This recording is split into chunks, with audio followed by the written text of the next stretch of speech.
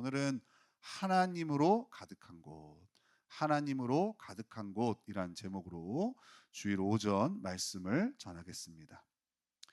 여러분, 광야 하면 무엇이 떠오르십니까? 광야, 뭔진 잘 모르겠지만 그리 좋은 것 같진 않겠죠. 그죠? 광야 하면 뭔가 좀 부정적이고 좀 피하고픈 생각이 드는 현장입니다. 성경에서 광야가 많이 나오는데요. 우리에게 가장 유명한 광야는 이스라엘 백성들이 출애굽한 후에 400년간 종살이했던 애굽에서 탈출한 후에 마주한 광야입니다. 이스라엘 백성들은요, 이 광야에서 40년의 세월을 보내게 됩니다.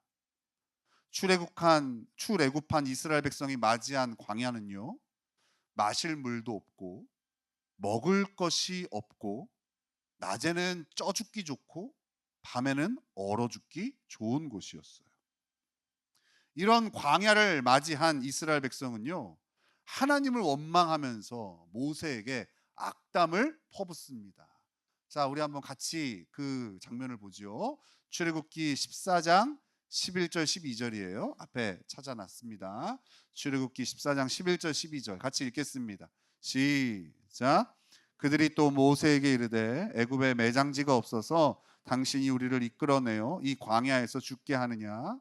어찌하여 당신이 우리를 애굽에서 이끌어내어 우리에게 이같이 하느냐? 우리가 애굽에서 당신에게 이른 말이 이것이 아니냐? 이르기를 우리를 내버려 두라. 우리가 애굽 사람을 섬길 것이라 하지 아니하더냐? 애굽 사람을 섬기는 것이 광야에서 죽는 것보다 낫겠노라. 광야에서 이스라엘 백성들이 모세를 향하여 그리고 하나님을 향하여 내뱉은 불평입니다. 어디라고요? 광야에서. 광야는 이렇게 우리를 불평하게 하고 원망하게 하는 현장이겠죠. 또 우리에게 잘 알려진 광야는요, 바로 다윗의 광야입니다. 이스라엘 왕으로 기름 부음 받은 다윗은요, 그 당시 현재의 왕 사울 왕의 미움을 사서 광야로 도망하게 됩니다. 다윗은 이 광야에서 매일 죽음의 위협에 놓이게 되어져요. 광야에 있는 다윗을 본 사람들은 사울 왕에게 가서 일러 바칩니다. 다윗이 저기 있습니다. 다윗이 저기 있습니다. 라면서 일러 바쳐요. 사울 왕은 군대를 이끌고 이방 민족을 향해 가는 것이 아니라 자신의 충성스러운 부하이자 자신의 충성스러운 사위인 다윗을 죽이러 광야를 샅샅이 뒤지고 다닙니다. 다윗에게 광야는요, 고통과 아픔 그리고 두려움의 현장인 것이죠. 이런 광야를 예레미야서에서는 이렇게 표현을 합니다. 우리 예레미야 17장 5절 6절을 같이 읽겠습니다. 자, 시작. 여호와께서 이와 같이 말씀하시니라. 무릇 사람을 믿으며 육신으로 그의 힘을 삼고 마음이 여호와에게서 떠난 그 사람은 저주를 받을 것이라. 그는 사막의 떨기나무 같아서 좋은 일이 오는 것을 보지 못하고 광야 간조한 곳 건건한 땅 사람이 살지 않는 땅에 살리라. 예레미야서에서는 광야가 저주받은 인생들이 거하는 곳으로 소개되고 있어요. 오늘 우리가 읽은 그 마가복음에서도 광야는 부정적으로 소개되고 있습니다. 이 광야는 마귀가 시험하고 사나운 들짐승의 위협이 있는 곳이에요. 그래서 우리는 인생의 고난의 시기를 맞이하면 우리가 지금 광야에 있다고 말하곤 하는 거예요. 그래서 어떤 분은요, 자기가 제일 좋아하는 찬양이 광야를 지나며 라는 찬양. 오늘 그 찬양을 할까 하다가 참았습니다. 그런데 이렇게 광야를 부정적으로 인식하다 보니까 우리는 광야를 무조건 피하고픈 곳으로, 또 광야를 저주받은 이들이 가는 곳으로 여기곤 합니다. 그런데 오늘 우리가 읽은 본문은요, 이런 광야에 대한 우리의 고정관념에 물음표를 던져줘요. 광야가 정말 부정적인 곳이냐? 그렇게 우리가 피해야 하고픈 그렇게 저주받은 자들만이 가는 곳이 광야냐? 이런 의문을 던져주게 됩니다. 다시 한번 오늘 본문을 읽겠습니다. 마가복음 1장 12절 13절 다시 한번 읽겠습니다. 시작.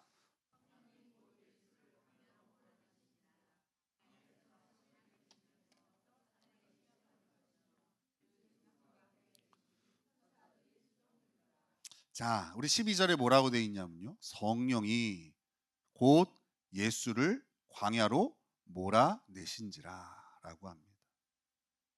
성령 하나님께서 예수님을 광야로 몰아내셨다고 하시는 거예요. 오늘 본문의 앞부분은 예수님이 세례를 받으신 장면이에요.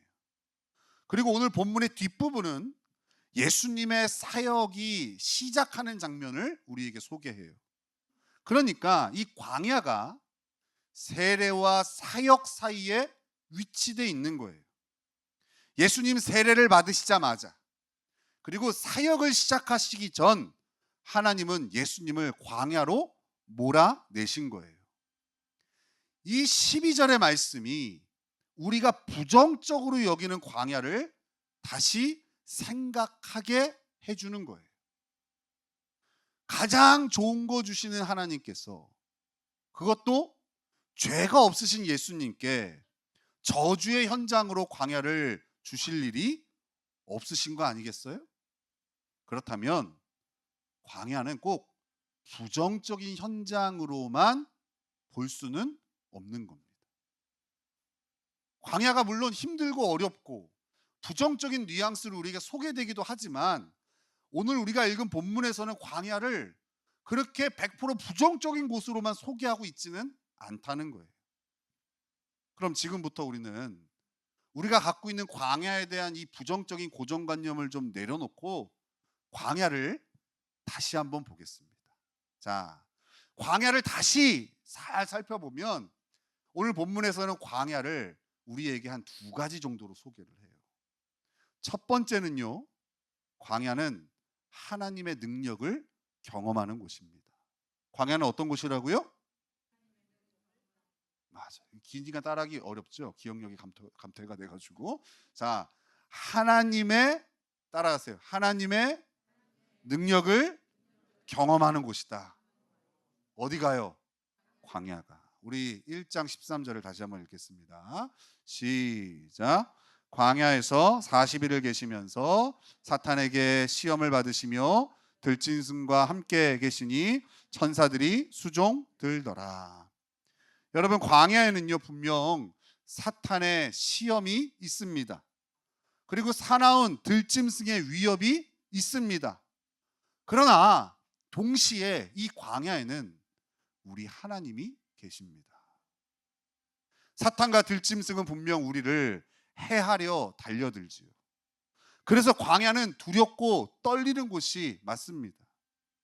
그러나 우리는 광야에서 눈앞에 보이는 사탄과 들짐승보다 훨씬 더 큰 능력을 가지신 하나님을 보게 되는 거예요. 마태복음 4장에는 예수님이 광야에서 사탄에게 시험 받으신 내용이 좀 더 자세히 나와 있어요. 사탄은 3번 예수님을 넘어뜨리려 공격합니다. 그러나 예수님은 하나님의 말씀으로 이 모든 사탄의 공격을 가뿐하게 물리치십니다.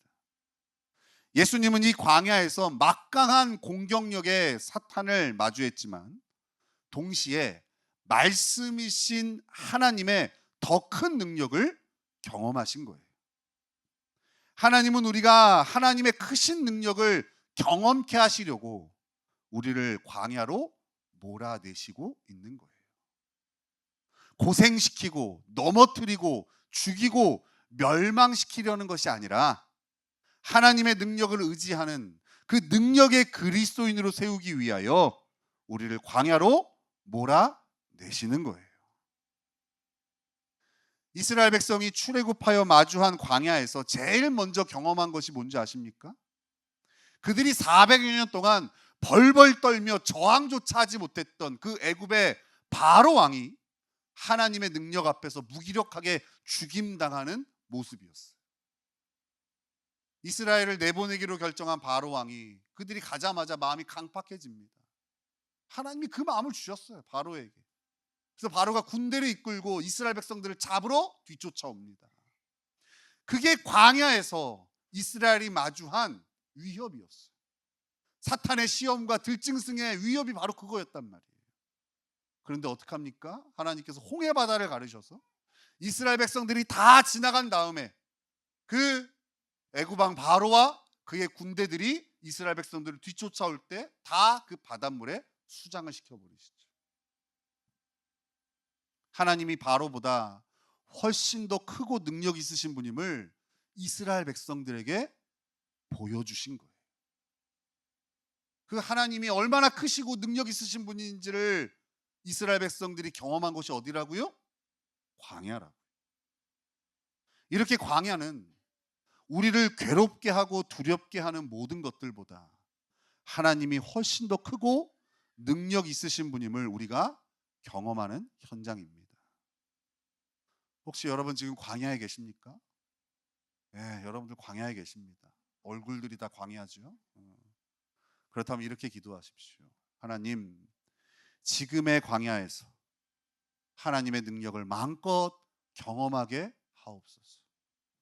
눈앞에 있는 사탄과 들짐승이 아닌 그것들보다 훨씬 더 크신 하나님을 보게 하옵소서.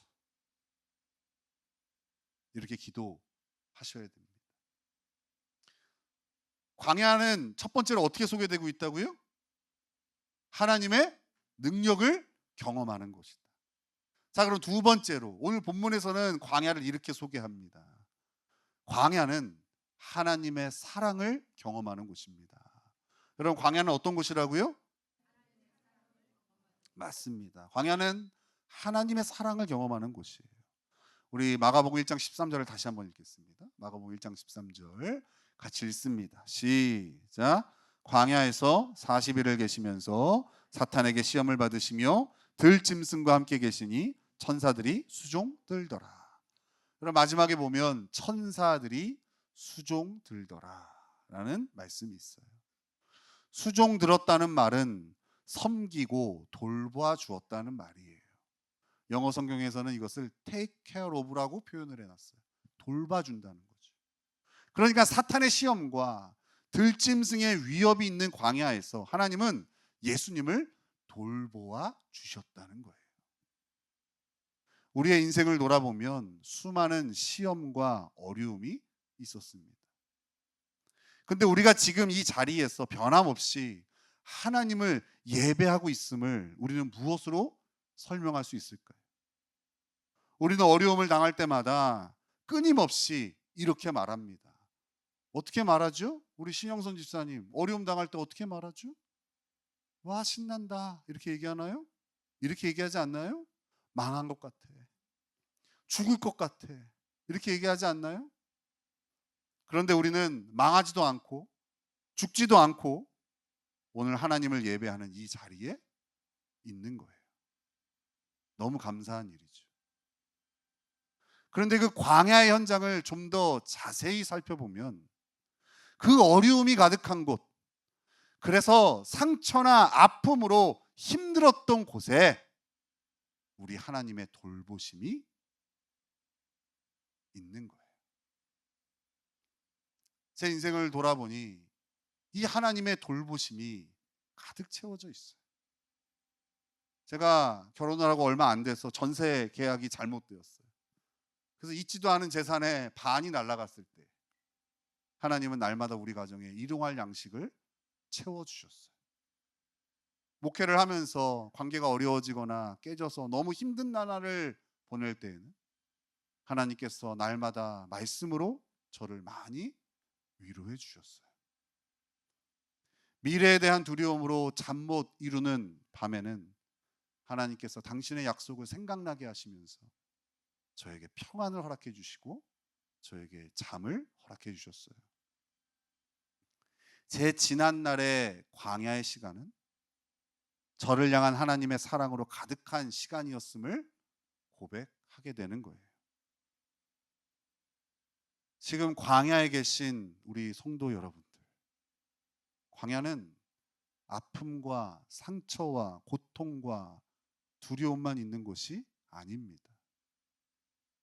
광야는 너무 연약하여 광야가 주는 아픔과 상처에 무너질 수밖에 없는 우리가 하나님의 크신 위로와 보호를 받는 곳입니다. 광야는 하나님의 사랑을 풍성히 경험하고 누릴 수 있는 곳인 거예요. 여러분, 이렇게 광야는 오늘 본문에서 두 가지로 소개해요. 첫 번째가 뭐라고요? 하나님의 능력을 경험하는 곳이고, 두 번째로는 광야가 하나님의 사랑을 경험하는 곳이에요. 광야는 하나님의 능력을 경험하고 하나님의 사랑을 경험하는 거예요. 그래서 제가 내린 결론이 있어요. 광야는요, 하나님으로 가득한 곳이에요. 이제 우리 광야를 다시 정의를 내려야 돼요. 광야는 하나님으로 가득한 곳이에요. 여러분 믿으십니까? 저는 시간이 갈수록 하나님께서 저에게 가장 좋은 거 주시는 분임을 더 믿게 되어집니다. 이게 얼마나 큰 축복인지를 감사하게 되어져요. 그래서 이 믿음이 성장할수록, 하나님 나에게 가장 좋은 거 주시는 분이지, 이 믿음이 성장할수록 내게 주어진 광야가 다시 보입니다. 하나님이 나를 광야로 몰아내셨다면 광야는 나에게 너무나도 필요하고 좋은 곳이죠. 광야에 아무리 사탄이 있고 사탄의 시험이 있고 또 들짐승의 위협이 있다 할지라도 내게 가장 좋은 거 주시는 하나님께서 나를 몰아내신 곳이라면, 하나님께서 허락하신 곳이라면 이 광야는 나에게 너무나 필요하고 좋은 곳이죠. 물론 지금도 이 광야가 두렵고 무서운 것도 사실입니다. 광야에서 낙심하고 무기력해질 때도 참 많이 있습니다. 그러나 이렇게 나의 연약함을 보면 볼수록, 이 광야에서 이렇게 나의 연약함을 보면 볼수록 아이러니하게도 이 광야는 놀라운 하나님의 능력을 맛보게 합니다. 그리고 이런 나를 너무나도 사랑하시는 하나님의 사랑을 경험하게 하지요. 다윗이 경험한 광야가 그랬어요. 다윗이 경험한 광야가 지금 저와 여러분이 누리는 광야 같았다. 우리 이걸 한번 찾아볼게요. 시편 23편입니다. 시편 23편. 시편 23편 1절에서 6절. 이거는 성경을 다 찾으세요. 찾으셔서 같이 읽겠습니다. 읽으시면서 밑줄도 그으시고 별표도 치시고 거기다가 느낀 점도 쓰시면서 한번 같이 읽어볼게요. 자, 시편 23편 1절에서 6절입니다. 같이 읽습니다. 시작. 여호와는 나의 목자시니 내게 부족함이 없으리로다. 그가 나를 푸른 풀밭에 누이시며 쉴 만한 물가로 인도하시는도다. 내 영혼을 소생시키시고 자기 이름을 위하여 의의 길로 인도하시는도다. 내가 사망의 음침한 골짜기로 다닐지라도 해를 두려워하지 않을 것은 주께서 나와 함께 하심이라. 주의 지팡이와 막대기가 나를 안위하시나이다. 주께서 내 원수의 목전에서 내게 상을 차려주시고 기름을 내 머리에 부으셨으니 내 잔이 넘치나이다. 내 평생의 선하심과 인자하심이 반드시 나를 따르리니 내가 여호와의 집에 영원히 살리로다. 광야에서 다윗이 이렇게 고백하는 거예요. 이곳은 하나님으로 가득한 곳입니다. 그 고백이 시편 23편의 고백.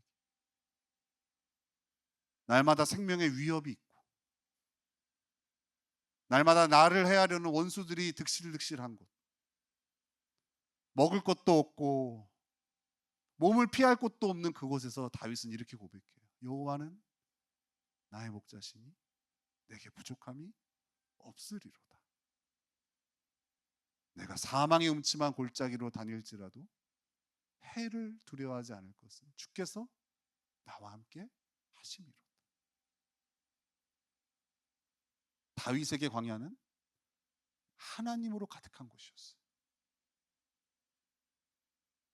다윗에게 그 광야는 물론 두려움도 있었어요. 아픔도 있고 낙심도 있고 절망도 있는 현장이지만 그것을 압도하는 것이 하나님으로 가득한 곳이었다는 것이었어요. 광야에서의 다윗의 고백이 우리의 고백이 되기를 소망합니다. 광야는 우리가 망했다는 증거가 아니에요. 광야는 우리가 하나님 안에 있다는 증거가 되는 거예요. 목회를 하다 보면 광야를 마주한 성도들을 많이 보게 되어져요. 물론 저의 광야도 있지만 또 목회의 고통은 성도들의 광야를 보는 거예요. 어떤 이들은 그 광야를 통해서 망가지기도 해요. 그 광야를 통하여 민낯이 드러나기도 해요. 근데 저는 믿어요. 그 광야가 그 인생의 끝이 아니라는 걸 전 믿어요. 어떤 이들은 그 현장이 저주받은 것처럼 보이는 현장이겠지만 적어도 제 눈에는 하나님으로 가득한 곳이, 하나님의 능력을 경험하고 배우는 현장, 하나님이 우리를 얼마나 사랑하시는지를 체험하며 배우는 현장이 광야인 거예요. 그래서 우리는 광야를 걷고 있는 이들을 너무 불쌍하게 보면 안 돼요. 요즘 성도님들이 저를 볼 때 좀 불쌍하게 보시는 경향이 좀 있는데 불쌍하게 보시면 안 돼요. 왜요? 광야는 하나님으로 가득한 곳이기 때문에 그래요. 그래서 저도 우리 성도님들 불쌍하게 안 봐요. 안 됐다고 생각하지 않아요. 기대하죠. 이 광야의 시간을 지났을 때에 이들이 성장할 믿음의 모습이 얼마나 아름다울까.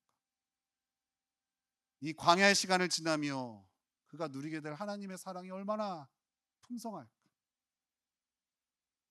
그래서 저는 지금의 여러분의 모습도 아름답지만 5년 후, 10년 후에 여러분의 모습이 더 기대가 되어지는 거예요.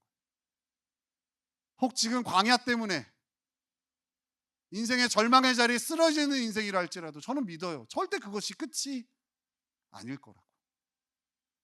반드시 하나님께서 그 광야에서 지금은 사탄의 공격과 들짐승의 위협밖에는 보이지 않겠지만 반드시 하나님 당신의 백성을 그 광야에서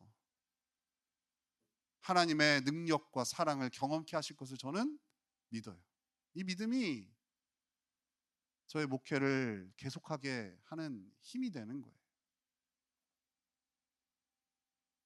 여러분, 우리는 지금 하나님으로 가득한 곳을 걷고 있는 거예요.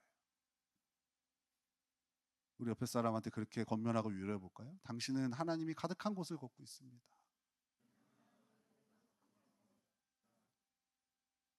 지금 힘든과 어려움밖에 안 보이겠지만 믿음의 눈으로 옆에 사람한테 알려줘야 돼. 당신의 광야는 하나님으로 가득합니다. 당신은 이 광야를 통하여 능력의 하나님을 경험하게 될 겁니다. 당신은 이 광야를 통하여 말할 수 없는 당신을 향한 하나님의 사랑을 경험하게 될 겁니다. 함께 위로하고 함께 기도하며 이 광야를 같이 걸어가는 거예요. 그게 믿음의 동지들이 해야 될 일인 것이죠. 광야에 있다고 함부로 평가하고 그를 정죄하고 자신의 신앙을 자랑하는 일들을 그쳐야 돼요. 이 광야는 저주받아 가는 곳이 아니에요. 하나님 우리 너무 사랑하셨어. 그 당신의 사랑하는 아들 예수님을 몰아내셨던 것이 광야인 것처럼 하나님 우리를 그 광야로 몰아내시는 거예요.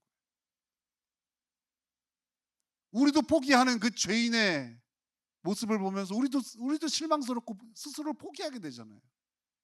근데 하나님 우리를 포기하지 않으시고 그 광야를 통하여 우리의 죄악됨을 드러내신과 동시에 하나님의 은혜를 붙잡고 사는 인생으로 만들어 가시는 거예요. 그러니 우리 인생에 버릴 게 없어요. 저도 앞으로 다가올 고난이 염려가 되는 것도 사실이에요. 야, 자녀들 요 정도 키우는데도 이 정도 고난인데 앞으로는 어떤 고난이 있을까? 기대되기보단 걱정되죠. 하지만 믿음의 눈으로 이를 악물고 봐요. 어떤 하나님을 경험하게 될까? 이 어려움들을 통하여 물론 두렵고 떨리지만 하나님 이렇게 연약한 나를 어떻게 자라게 하시고 어떻게 자비롭게 하시고 어떻게 그 은혜를 누리게 하실까? 이 소망이 저의 신앙을 즐겁게 합니다. 여러분, 느끼는 게 진리가 아니에요. 물론 광야가 고통스럽게 느껴지겠지만 그렇다고 나쁜 곳이 아니란 얘기예요. 절대 망한 증거가 아니라는 거예요. 종국에는 우리가 이 광야를 고통으로 느끼는 현장이 아닌 기쁨의 광야, 소망의 광야로 누리게 될 줄로 믿습니다. 그날이 올 때까지 우리 옆에 사람의 손을 꼭 붙잡고 주님과 함께 걸어가는, 그렇게 모두 함께 이 광야의 축복을 누리는 저와 여러분 되시기를 예수님의 이름으로 축원합니다. 아멘.